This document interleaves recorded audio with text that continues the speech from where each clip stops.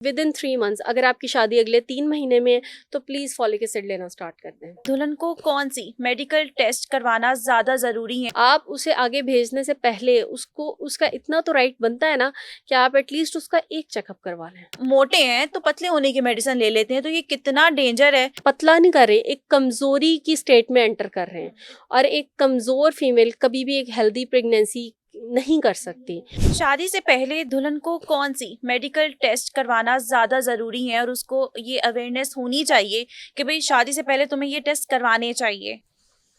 देखें, आप सिर्फ मेरी एक बात मान लें इस पॉडकास्ट के थ्रू, जो भी हमें पब्लिक सुन रही है, कि आप अगर खुद हैं या मदर सुननी है, अपनी बच्चियों को शादी से पहले जस्ट एक दफ़ा अपनी गायनी की डॉक्टर के पास लाजमी लेके जाएं। ओके। जस्ट एक चेकअप।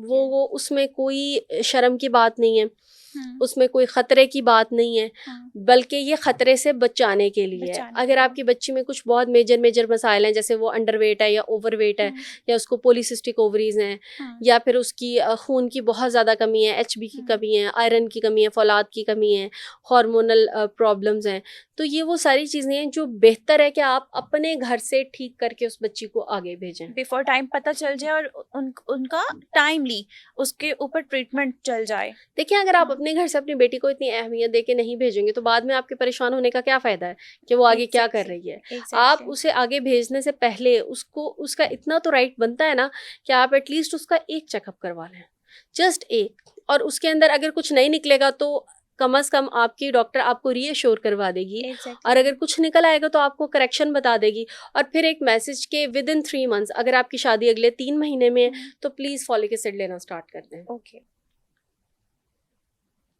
कितनी मिकदार में लिया जा सकता है folic acid? Folic acid basically जो एक जनरल डोज है उसकी, वो तो 600 माइक्रोग्राम है, लेकिन कुछ स्पेसिफिक कंडीशंस ऐसी हैं जिनमें 600 माइक्रोग्राम इफेक्टिव नहीं है, उसमें हमें हाई डोज चाहिए। तो इसलिए हम अभी बात करें कि जस्ट एक चेकअप, आप एक चेकअप करवा लें, आपकी डॉक्टर आपके अकॉर्डिंग आपको डोज गाइड कर देंगी और आपने जस्ट वो लेनी है बस। ओके। डॉक्टर साहिबा, मुझे ये बताइएगा कि अक्सर लड़कियां बहुत ज़्यादा कॉन्शियस होती हैं शादी से पहले।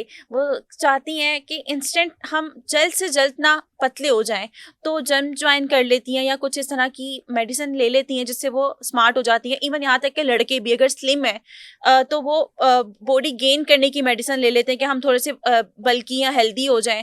और अगर वो मोटे हैं तो पतले होने की मेडिसिन ले लेते हैं। तो ये कितना डेंजर है आगे जाके ज़िंदगी में? आपकी जो शादीशुदा ज़िंदगी है उसको किस हद तक डैमेज कर सकता है?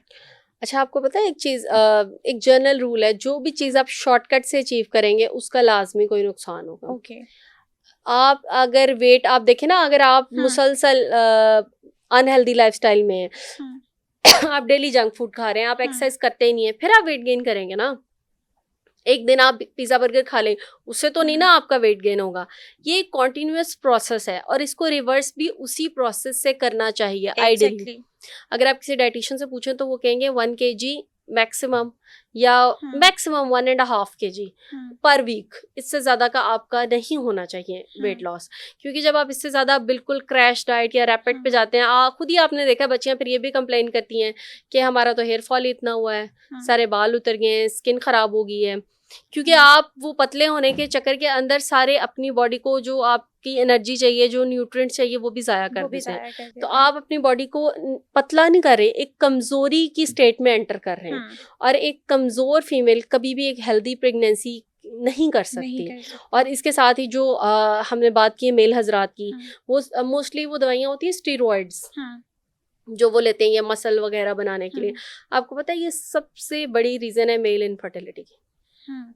आदमी इनफर्टाइल हो जाते हैं, वो आगे बच्चे नहीं पैदा कर सकते हैं। वो उनकी सारे के सारे जो मेल जो सेल्स हैं, जो स्पर्म्स हैं, वो डैमेज हो जाते हैं। मेल इनफर्टिलिटी की बहुत बड़ी रीज़न है ये जो जिम्स में मिलने वाले सप्लीमेंट्स और स्टेरॉइड्स हैं। उससे आपके मसल मास तो बिल्ड हो जाता है, बॉडी शॉडी तो आप उसकी पेशेंट की बन जाती है, हाँ, लेकिन वो आगे देखें इंटरनली कितना नुकसानदेह है कि वो वो उसके चीजें। स्पर्म्स हाँ, की सारी क्वालिटी का सत्यानाश हो जाता है हम्म, और वो आगे इस लाइफ के फेज को स्टार्ट करने के काबिल ही नहीं और उन्हें रहता। पता ही नहीं होता कि भाई उनके साथ हुआ क्या है, और क्योंकि आपको वो खुद कर रहे होते हैं वो सारी चीजें खुद पे। ये हार्ट अटैक का भी बायस बनती हैं ये चीज़ें, ओके। कार्डियक अरेस्ट भी करती हैं आपके, ना सिर्फ ये कि आपके रिप्रोडक्टिव सिस्टम को ये चीज़ें मुतासर करती हैं, ओवरऑल आपने देखा नहीं, अक्सर आप देखेंगे जो जिम जाने वाले होते हैं, अक्सर हम्म, एथलीट्स वगैरह, इनमें अक्सर सुनते हैं अचानक दिल बंद हो गया, दिल का दौरा पड़ गया। और एज की कोई लिमिट नहीं रह गई अब, पहले सुनते थे यंग, हाँ यंग 30 की एज या 30 प्लस की एज, इवन यहाँ तक कि 25 एज में भी लोगों को हार्ट अटैक के इशू आ रहे हैं, लड़कों को मोस्टली, जो मेल हजरात हैं उनको। एग्जैक्टली। पहले जमाने में तो कहते थे कि बुढ़ापा एक जहमत है, अब तो कहते हैं बुढ़ापा एक नेमत है, कोई बुढ़ापे तक पहुंचे तो सही। इतनी एग्जैक्टली, यंग डेथ्स हो रही हैं और वो एग्जैक्टली। सारी ये हमारी इन शॉर्टकट्स की वजह से हो रही हैं।